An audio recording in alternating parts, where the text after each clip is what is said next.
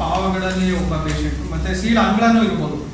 ಸೀಳ್ ಅಂಗ್ಳ ಇದ್ದಾಗ ಒಂದೊಂದ್ಸತಿ ಅವ್ರಿಗೆ ಗೊತ್ತೇ ಆಗಿರಲ್ಲ. ಅವ್ರು ಇದರಲ್ಲಿ ಈ ಮಕ್ಕಳಲ್ಲಿ ಸೀಳ್ ಅಂಗ್ಳದಲ್ಲಿ ಏನು ತೊಂದರೆ ಅಂದರೆ ಅವ್ರು ತಿಂದಿದ್ದೆಲ್ಲ ಮೂಗಿಂದ ಹೊರಗೆ ಬರುತ್ತೆ, ಮತ್ತೆ ಮಾತು ತೊದಲಿರುತ್ತೆ. ಸೊ ಐಡಿಯಲ್ ಆಗಿ 15 ತಿಂಗಳು ಮಗು 15 ತಿಂಗಳು ಇರಬೇಕಾದ್ರೆ ಆಪರೇಷನ್ ಮಾಡಿದ್ರೆ ಸೊ ಅವರ ಮಾತಾಡೋದು ಮತ್ತು ಸ್ಪೀಚು ಎಲ್ಲ ಕರೆಕ್ಟಾಗಿ ಹೋಗುತ್ತೆ. ಒಂದೊಂದ್ಸತಿ ಒಬ್ಬೊಬ್ರು ಮಕ್ಕಳು ತಿಳುವಳಿಕೆ ಇಲ್ಲದೆ ಇರೋದ್ರಿಂದ ತೋರಿಸಿರಲ್ಲ. ಸೊ ಅಂಥವ್ರಿಗೂ ನಾವು ಇದರಲ್ಲಿ ಮಾಡ್ತೀವಿ. ಇದೊಂದು ಮಗು, ಇದು ಚಿಕ್ಕಬಳ್ಳಾಪುರದ್ದೇ ಮಗು, ಶ್ರಾವ್ಯ ಅಂದ್ಬಿಟ್ಟು. ಇವ್ರಿಗೂ 2 ಆಪರೇಷನ್ ಆಗಿದೆ. ಸೊ ಇದು ಶಿವಮೊಗ್ಗದ್ದು ಒಂದು ಮಗು, ಹಾಲ್ ಸ್ವಾಮಿ ಅಂತ.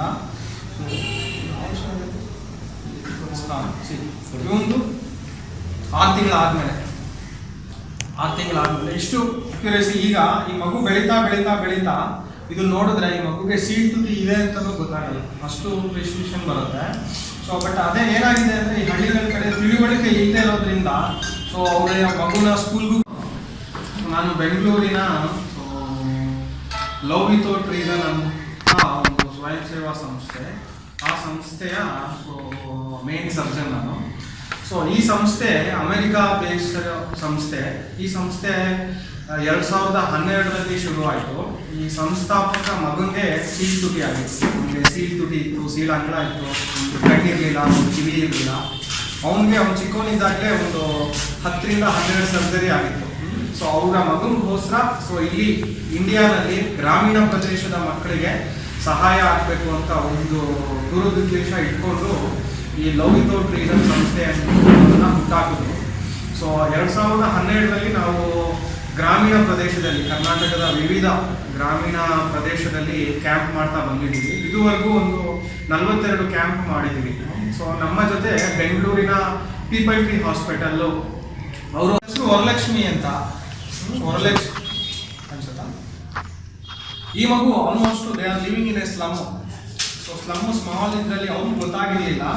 ಸೊ ಇದು ಆಪರೇಷನ್ ಆದಮೇಲೆ 1 ವೀಕ್ ಆದಮೇಲೆ ಸೊ ಈ ಮಗು ಒಂದು ಆಪರೇಷನ್ ಆಗಿದೆ. ಈಗ ಅಂಗಳ ಮಾಡಬೇಕು, ರಕ್ತ ಕಡಿಮೆ ಇದೆ. ಸೊ ರಕ್ತ ಕಡಿಮೆ ಇದ್ದಾಗ ನಮ್ಮ ಹಾಸ್ಪಿಟಲಲ್ಲಿ ಇನ್ನೊಂದು ಏನಂದರೆ ಮಕ್ಕಳು ವಿಭಾಗದ ಡಾಕ್ಟರ್ ತುಂಬ ಚೆನ್ನಾಗಿದೆ, ಅಲ್ಲಿ ಮಕ್ಕಳು ಸ್ಪೆಷಲಿಸ್ಟ್ ಇದ್ದಾರೆ.